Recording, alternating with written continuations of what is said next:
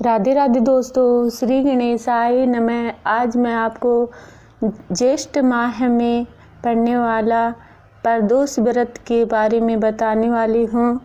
इस बार प्रदोष व्रत 1 जून को है, क्योंकि 31 तारीख को निर्जला एकादशी है, इसलिए प्रदोष व्रत 1 जून को है। 1 जून को जो व्रत करने वाले, जो प्रदोष व्रत करते हैं, इस बार बुधवार को निर्जला एकादशी है और गुरुवार को प्रदोष व्रत है। जिस वार को प्रदोष व्रत पड़ता है उस बार की कथा सुनी जाती है।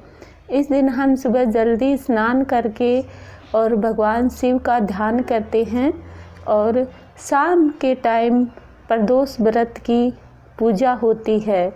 शाम के टाइम सुबह का और शाम का दोनों टाइम मिलते हैं, उस टाइम भगवान शिव की पूजा होती है। गोधूली बेला कहते हैं उसे।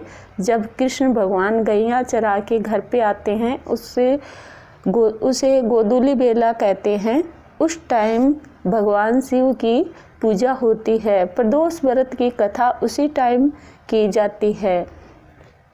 प्रदोष व्रत में भगवान शिव, पार्वती, गणेश और जैसे इनके गण होते हैं, इनकी पूजा की जाती है।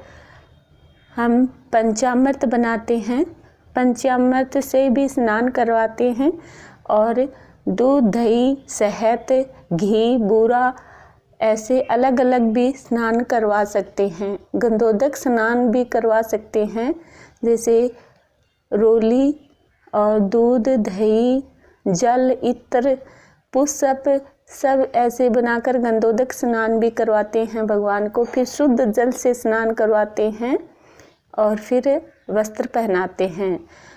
शाम के टाइम पूजा करते हैं और जिस बार का प्रदोष व्रत होता है उस बार की कथा सुनते हैं और आसन लगाते हैं और शुद्ध होते हैं। सबसे पहले शुद्ध होते हैं, 3 बार आचमन करते हैं।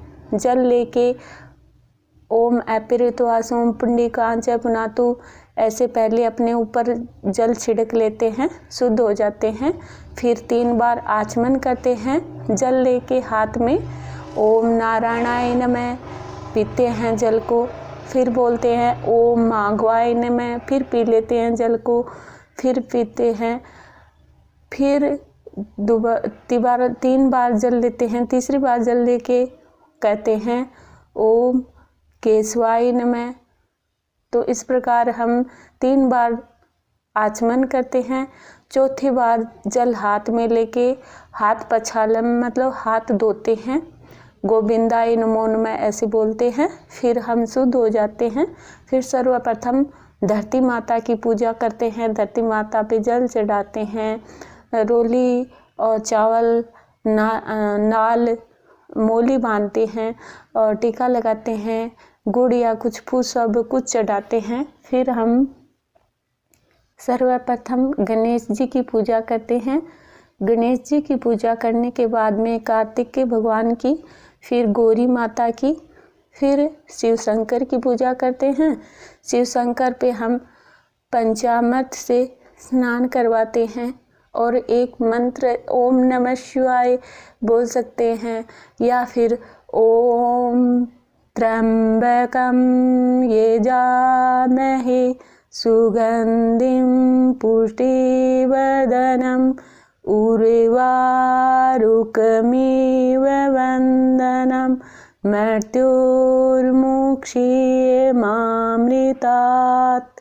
ऐसे जैसे जल या पंचामृत या गन्ने के सेक से स्नान करवा सकते हैं। जब ये हम स्नान करवाते हैं तो ये मंत्र बोलते हैं। जैसे ये मंत्र भी बोल देते हैं, ओम नमः शिवाय भी बोल देते हैं। ये मंत्र बोलते हुए हम स्नान करवाते हैं। फिर शुद्ध जल से स्नान करवाते हैं भगवान को। भगवान के गण होते हैं, जैसे वीरभद्राय नमः, नागपष्टाय नमः, शूलहस्ताय नमः, और भगवान के गणों की पूजा होती है। फिर नाग की, नंदी की, सब की पूजा होती है और फिर भगवान को स्नान करवाकर शुद्ध जल से फिर वस्त्र प्रक्षालनम, वस्त्र सबको हम, जैसे गणेश जी को भी वस्त्र पहनाते हैं। अगर वैसे वस्त्र नहीं पहना सकते हैं तो टीका लगा देते हैं, चावल चढ़ा देते हैं, पुष्प चढ़ा देते हैं। जैसे गणेश जी की पूजा करते हैं तो उनको सर्वप्रथम वस्त्र प्रक्षालनम, वस्त्र अपने मन की श्रद्धा से ही वस्त्र पहना देते हैं। जैसे हमारे भगवान पहनते हैं वैसे वस्त्र पहना देते हैं, धोती बांध देते हैं, लंगोटी, और फिर ऊपर के पीताम्बर सा वो पहना देते हैं। फिर उनको टीका लगा देते हैं, चावल चढ़ा देते हैं। नाल की तरफ से जैसे हमारे वस्त्र वैसे नहीं पहना सकते हैं तो ये नाल होता है, उसे भी हम मोली जैसे कहते हैं, उसका भी वस्त्र हम जैसे वस्त्र के रूप में चढ़ा सकते हैं, वस्त्र उनको चढ़ा देते हैं। फिर हम कार्तिक भगवान को वस्त्र पहनाते हैं, उनको भी चावल लगाते हैं, टीका लगाते हैं और वस्त्र पहनाते हैं, मोली चढ़ा देते हैं, फूल पुष्प चढ़ा देते हैं। और फिर वैसे गौरी माता को जैसे हम दुल्हन की तरह है, हम जैसे हमारी जैसे कन्या की शादी होती है वैसे हम जैसे कन्या को सजाते हैं वैसे ही हम हमारी माता को सजाते हैं। जैसे मन की भावना करनी चाहिए कि सारे कपड़े जैसे वस्त्र हम पहनते हैं, जैसे लहंगा, ब्लाउज, बॉडी, चड्डी, साड़ी, सब कुछ जैसे पहनते हैं वैसे ही पहनाना चाहिए।